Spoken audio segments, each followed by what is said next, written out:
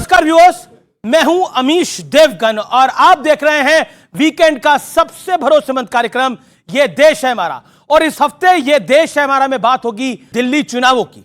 चुनावी मैदान में प्रधानमंत्री मोदी की एंट्री हो चुकी है। प्रधानमंत्री मोदी ने बिना नाम लिए दिल्ली के पूर्व मुख्यमंत्री अरविंद केजरीवाल पर करारा वार करते हुए कहा है कि मैंने अपने लिए घर नहीं बनवाया, अगर चाहता तो मैं भी शीश महल बनवा सकता था।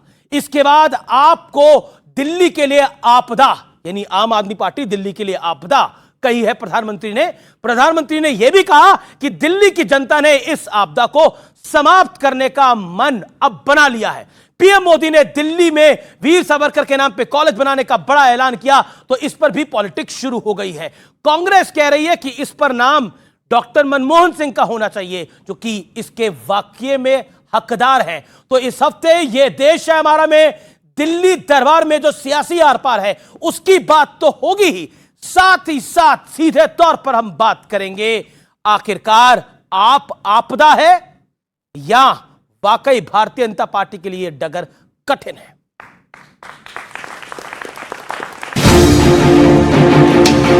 आपदा को नहीं सहेंगे, बदल के रहेंगे। कि मोदी ने कभी अपने लिए घर नहीं बनाया, मैं भी कोई शीश महल बना सकता था। पहले प्रधानमंत्री मोदी ने दिल्ली चुनाव का शंखनाद करते हुए अरविंद केजरीवाल पर जबरदस्त प्रहार किया।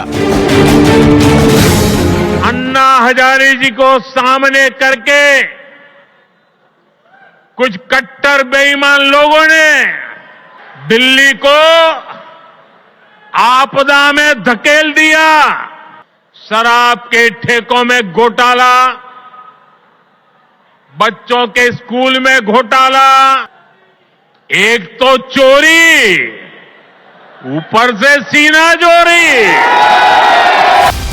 इसके बाद मोर्चे पर उतरे गृह मंत्री अमित शाह ने भी जोरदार हमला बोला।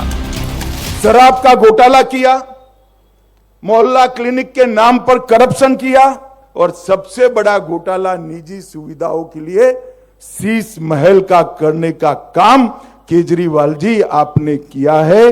दिल्ली की जनता को आपको जवाब देना पड़ेगा और दिल्ली की जनता इसका जवाब मांगेगी। इस बीच दिल्ली चुनाव के लिए बीजेपी ने पहली लिस्ट जारी की तो दिल्ली का घमासान और जोरदार हो गया। नई दिल्ली सीट पर बीजेपी के फायर ब्रांड नेता परवेश वर्मा अरविंद केजरीवाल को टक्कर देंगे। कांग्रेस पहले से ही सीट पर संदीप दीक्षित के नाम का ऐलान कर चुकी है। उधर कालकाजी सीट पर दिल्ली की मौजूदा सीएम आतिशी को बीजेपी के एक और फायर ब्रांड नेता रमेश बिधूड़ी टक्कर देंगे। कांग्रेस ने यहां से अलका लांबा को मैदान में उतारा है। सियासी वार पलटवार और चुनावी रेवड़ियां बांटने का दौर भी जारी है। जिन लोगों को लगता है कि उनके बिल गलत आए हैं और उनके हजारों लाखों के बिल हैं वो गलत हैं, उन लोगों को अपने पानी के बिल भरने की जरूरत नहीं है। आम आदमी पार्टी की सरकार बनेगी, चुनाव के बाद हम उनके गलत बिल माफ करा देंगे। दिल्ली की जनता को भी मालूम है कि अगर गलती से भी भाजपा कहीं जीत गई तो सबसे पहले वो फ्री बिजली बंद करेगी, सबसे पहले 24/7 बिजली को डिसरप्ट करेगी, क्योंकि भाजपा अपने किसी भी 20 राज्यों में दिल्ली मॉडल को रेप्लिकेट नहीं कर पाई। देखिए, एजेंडा तो इनके दोनों के पास कुछ नहीं है विकास का। दोनों का ये है कि किस तरीके से ये फ्री कर दे, वो फ्री कर दे। उसके अलावा दिल्ली बनाने का दोनों पार्टियों में कोई एजेंडा नहीं। लेकिन इसी सियासी प्रहार के बीच सबसे बड़ा सवाल है कि दिल्ली का ताज इस बार किसके नाम होगा। इसी पर होगी जनता के बीच देश की सबसे बड़ी बहस। और अब आज की चर्चा के बड़े मुद्दे मैं आपको बता देता हूं। आज के मुद्दे क्या है? क्या दिल्ली के लिए आपकी सरकार आपदा है, पहला बड़ा मुद्दा। दूसरा बड़ा मुद्दा, बीजेपी के मुकाबले के लिए सॉफ्ट हिंदुत्व की राह पर आम आदमी पार्टी है, जैसा कांग्रेस भी कह रही है कि बीजेपी के लक्ष्य कदम पे चलने का प्रयास कर रही है। और मुफ्त की रेवड़ियां क्या टैक्स भरने वालों के लिए एक बड़ा धोखा है और कांग्रेस की कमजोरी ही आम आदमी पार्टी की असली ताकत है? तो ये चार बड़े मुद्दे हैं। जनता जनार्दन, ये युवा मित्र मेरे यहां पर हैं, जोरदार तालियां इनके लिए। और मेरे साथ जुड़ रहे हैं शहजाद पूनावाला भारतीय जनता पार्टी के कद्दावर प्रवक्ता, उनका अभिनंदन है। प्रियंका कक्कड़ है, आम आदमी पार्टी के नेत्री प्रवक्ता है, जोरदार तालियों से उनका अभिनंदन है। दुष्यंत नागर है, जाने माने राजनीतिक विश्लेषक हैं और अक्सर अपनी बातों के लिए जाने जाते हैं। मेरे साथ राजकुमार भाटी है, प्रवक्ता समाजवादी पार्टी के, जिन्होंने ऐलानिया कहा है कि दिल्ली में केजरीवाल ही आएगा इस बार। और आप तमाम लोगों का अभिनंदन है, लेकिन आप आपदा हैं। प्रियंका कक्कड़, बताइए क्या कहेंगी? 60 सेकंड आपके। देखिए अमीश जी, वो नाम भी लेने से घबराए तो चुनाव में कितना घबराएंगे ये तो साफ है ही। आपने देखा उन्होंने स्कूलों की बात की, मुझे बहुत अच्छा लगा। अरविंद केजरीवाल जी ने कहा था कि मैं वादा करता हूं एक दिन मोदी जी को असली स्कूल में भी बिठाऊंगा। मुझे खुशी हुई इस बात की कि उन्होंने स्कूल पर चर्चा की, पर इस बात का दुख है कि फिर उन्होंने ऐसे झूठ बोले कि दिल्ली को उन्होंने स्कूलों के लिए फंड दिया। ऐसा कुछ नहीं हुआ। दे सकते थे, जो 47 लाख 37 लाख बच्चे स्कूलों से ड्रॉप आउट हो गए, खासकर यूपी के बच्चे, तो वहां क्यों नहीं कर पाए? वहां तो इतना पैसा देते हैं वो। पूनावाला, आप आपदा क्यों लग रही है? क्योंकि 10 साल से बीजेपी के लिए और कांग्रेस दोनों के लिए सूखा है, और बीजेपी के लिए तो और बड़ा सूखा है दिल्ली के अंदर। सबसे पहले क्योंकि ये प्रथम डिबेट है ग्रेगोरियन कैलेंडर के 2025 की, तो मैं चाहता हूं कि एक नई संस्कृति को अपनाया जाए। पहले मैं अपने सरकार के द्वारा दिल्ली के लिए काम गिनाऊंगा। हिस्ट्री में कोई डिबेटर ऐसा नहीं करता। पहले मैं अपने काम गिनवाऊंगा। मोदी जी ने 10 सालों में 60,000 करोड़ के हाईवे दिए। Delhi Mumbai highway, Delhi Meerut highway, Amritsar Katra highway, Delhi Jaipur highway, eastern western peripheral expressway, metro का 4th फेज के लिए 13,000 करोड़, फेम की 400 इलेक्ट्रिक बसेस, 8,000 करोड़ हॉस्पिटल्स के लिए, 8,000 करोड़ यमुना की सफाई के लिए, 1,000 करोड़ दिल्ली सरकार को, 3,000 करोड़ यूनिवर्सिटीज के लिए, 3,700 करोड़ पेंशन्स के लिए, 1,600 घर हैंड ओवर कर दिए, 30,000 हमने आवास दिए, national war memorial, Pragati Maidan tunnel, Ambedkar memorial, free ration, 72 lakh लोगों को जन औषधि केंद्र में 90% के डिस्काउंट पे मेडिसिन। अब मेरा अधिकार बनता है कि 10 साल जिसकी सरकार रही उससे मैं कुछ सवाल पूछूं। आपने 10 साल पहले कहा था लटकते तार मुक्त दिल्ली करेंगे, मोदी जी ने रोका। आपने कहा था पॉल्यूशन मुक्त दिल्ली करेंगे, मोदी जी ने रोका। आपने कहा था यमुना जी में डुबकी लगाऊंगा 2025 तक, मोदी जी ने रोका। 24 घंटा साफ पानी सबके घरों में आएगा, आया क्या? आपने कहा था वाटर लॉगिंग मुक्त करेंगे, वाटर लॉगिंग मुक्त तो हुई नहीं। 3 बच्चे हमारे आईएएस प्रिपेयर करने वाले मर गए। 500 नए स्कूल के नाम बता दीजिए, 24 नए यूनिवर्सिटीज के नाम बता दीजिए, 24 नए हॉस्पिटल के नाम बता दीजिए, और बाकी सब छोड़ दीजिए। पंजाब में सरकार 1,000 रुपए प्रति महिला को देने का वादा किया था, नहीं दिया। अब मैं आपको बताता हूं, देखिए मैं तो समझता हूं कि बाकी सब छोड़ दो, मैं आपको तस्वीर दिखाता हूं। ये है साबरमती फ्रंट और ये साबरमती रिवर।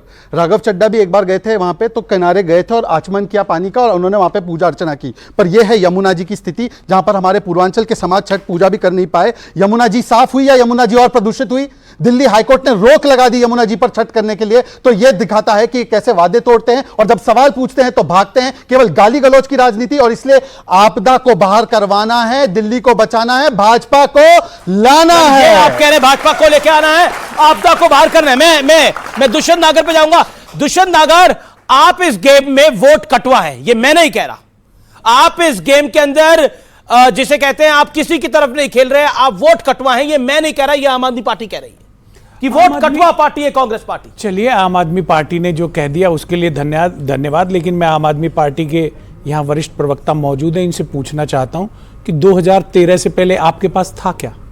भारतीय जनता पार्टी के पास तो जो वोट बैंक है वो ही था, लेकिन आपके पास तो सब कुछ कांग्रेस का है। समर्थन कांग्रेस ने दिया, आपकी पहली बार सरकार बनवाई। आपने जितने लीडर्स हैं आपके यहाँ उसमें ज्यादातर कांग्रेस के, महाबल मिश्रा से लगा के एक से एक मैं पूरी नाम गिनवाने लगूंगा, बहुत समय निकल जाएगा।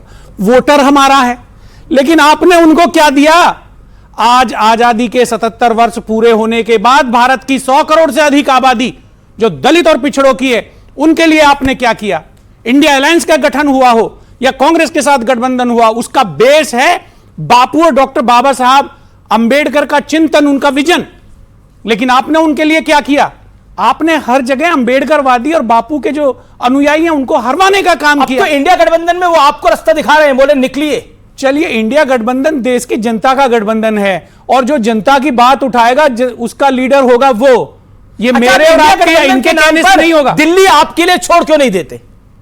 वाह, कितनी अच्छी बात कही है आपने। सारा देश ही ना छोड़ दें? हाँ जी, इनके लिए सारा देश ही ना छोड़ दें? क्या ये बापू के सपनों का बोझ उठाने के लिए इनके कंधे तैयार हैं? क्या अंबेडकर के विजन को आगे लेके चलने के लिए ये मजबूत है इनका हृदय? क्या ये वंचितों को, पिछड़ों को, दलितों को, आदिवासियों को जो दिल्ली में रह रहे हैं, जी, उनको कास्ट सेंसस करा के ओबीसी वर्ग को बढ़ा के आरक्षण देने के लिए तैयार हैं? अब दिल्ली छोड़ने के मूड में नहीं है इस बार। दिल्ली नहीं, जो कुछ इनको दिया है पाई ब्याज के साथ वसूल करेंगे। ओके। संदीप दीक्षित तो बार बार कह चुके हैं, लेकिन आप वैसे तो इंडिया अलायंस में है, लेकिन आपने अपना घोषित अघोषित समर्थन आम आदमी पार्टी को दे दिया है। 50 सेकंड आपके। नहीं, मैं 50 सेकंड में एक दूसरा गंभीर मसला उठाना चाहता हूं जी। अगर मोदी जी के दिल में महिलाओं के प्रति, पिछड़ों के प्रति, दलितों के प्रति, बहुसंख्यक समाज के प्रति जरा सी भी करुणा, दया और सम्मान होता तो इस कॉलेज का नाम सावित्रीबाई फुले के नाम पर रखा जाना चाहिए था, क्योंकि वो महिला थी जिन्होंने पहली बार, अच्छी बात है आपने कही, महिलाओं की शिक्षा के लिए दरवाजे खोले जी। और इसके बदले में अमीश जी, मैं बहुत गंभीर बात कह रहा हूं और ज्यादा समय भी नहीं ले रहा। बिल्कुल। इसके बदले में जातिवादियों ने, सामंतवादियों ने जो उनका अपमान किया, उनके ऊपर गोबर फेंका, कीचड़ फेंका, पत्थर फेंके, उनकी हत्या का प्रयास किया, उस बहादुर महिला को नमन करते हुए मोदी जी को इस कॉलेज का नाम सावित्रीबाई फुले के नाम पर रखना चाहिए था। लेकिन उन्होंने एक ऐसे व्यक्ति के नाम पर रखा। सावरकर ने वो नहीं किया। पानी की आप मुझे बोलना नहीं दे रहे हैं। बिल्कुल बोलने दे रहा हूं। मोदी जी ने एक ऐसे व्यक्ति के नाम पर वो कॉलेज का नाम रखा जो आजादी की लड़ाई में अंग्रेजों के साथ था। बिल्कुल नहीं थे, बिल्कुल 100% अंग्रेजों के साथ था। ये एक जो अंग्रेजों के लिए खेलता था, अंग्रेजों के लिए लड़ाई करता था और बाकी लोगों ने लड़ी। देखिए बाकी लोगों का सम्मान है, लेकिन सावरकर वहां पर लड़ाई लड़ रहे थे। ओके शहजाद पूनावाला, एक सेकंड बोलूंगा बीच में। परिवार आपने परिवार का नाम लिया है, उस परिवार के विषय में मैं बता देना चाहता हूं। मोतीलाल नेहरू की स्वर्गीय पत्नी अंग्रेजों की हिंसा का शिकार होने के बाद में वो शहीद हुई। नहीं मोतीलाल नेहरू, पंडित नेहरू, इंदिरा गांधी, राजीव गांधी, संजय गांधी, राहुल गांधी, प्रियंका गांधी वाड्रा, रेहान गांधी वाड्रा, सबकी तो बात कर रहे हैं। सबको तो सम्मान मिल रहा है।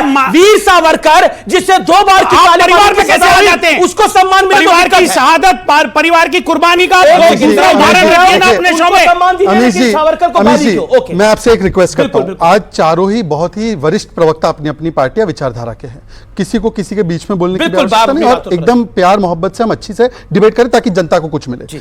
आदरणीय राजकुमार भाटी जी बीच में बोल रहे हैं। नहीं, पहले ये बोले क्योंकि सावरकर की बारी बात आई। ओके, सावरकर जी की बात। आदरणीय राजकुमार भाटी जी बड़े बड़े दिनों बाद आए हैं। उन्होंने कहा कि सावित्रीबाई फुले जी के नाम पर कॉलेज का नाम क्यों नहीं रखा गया। मैं इनकी जानकारी को थोड़ा दुरुस्त कर दूं। मैं तो खुद पुणे से हूं, पुणे यूनिवर्सिटी में पढ़ा था।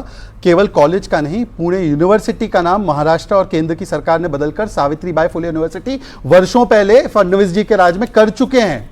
ये सावित्रीबाई जी के नाम पे कॉलेज नहीं, यूनिवर्सिटी का नाम, और वो भी कौन सी यूनिवर्सिटी? पुणे यूनिवर्सिटी, सबसे अच्छी यूनिवर्सिटी माने जानी। दूसरी बात, पर सर से मैं, और मेरे बड़े भाई है और वो बड़े दिनों बाद आए, मैं नमन करते हुए पैर में उनके बैठते हुए मैं उनसे पूछना चाहता हूं।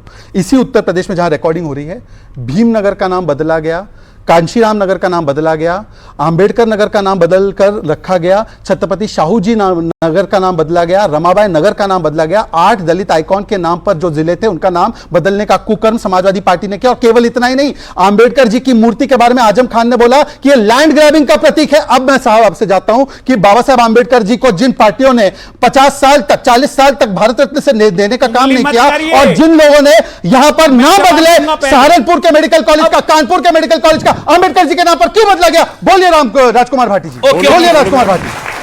सावित्रीबाई फुले जी के बारे में तो बोला, आंबेडकर जी के बारे में वन सेकंड। देखिए, अब मैं कह रहा हूं यूपी से दिल्ली पे आते हैं, आप अपनी इस बात का जवाब दीजिए, फिर दिल्ली पर आते हैं क्योंकि दिल्ली बड़ा विषय है। बाबा साहब अम्बेडकर, महात्मा गांधी और दूसरे महापुरुषों के नाम पे 1-2 संस्था नहीं है, सैकड़ों संस्थाएं हैं।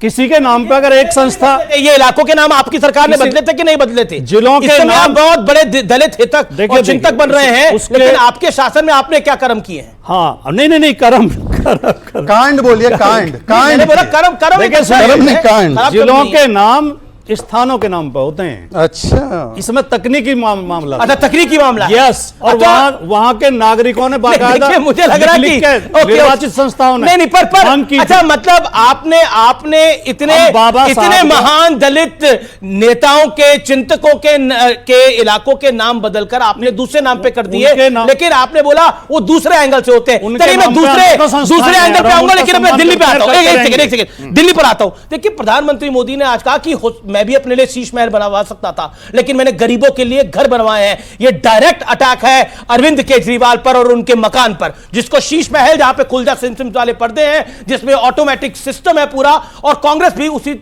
श्रेणी में हमला बोल रही है। मुझे लगता है जो इंसान कहता है कि उनकी 56 इंच का सीना है और बहुत बोल्ड है, उनको नाम लेकर बोलना चाहिए था। छुप के इसलिए बोले क्योंकि उनको पता है कि वो घर किसी का पर्सनल घर नहीं है, वहां पे अब अरविंद केजरीवाल जी भी नहीं रहते।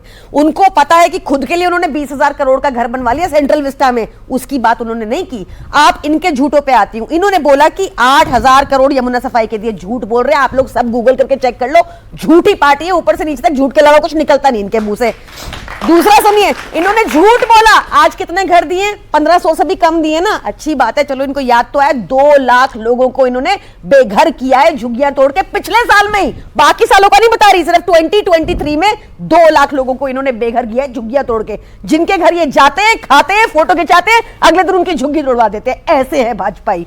इन्होंने बात की, प्रधानमंत्री मोदी ने बात की और इन्होंने रिपीट की कि 90% मेडिसिन हम फ्री, 90% मेडिसिन सस्ती। हमारी मेडिसिन फ्री है भाई, हम पैसे ही नहीं लेते अपने सरकारी अस्पतालों में। तुम कह रहे हो कि हम थोड़े से लेंगे, हमारा बेटर है, ऐसा नहीं है।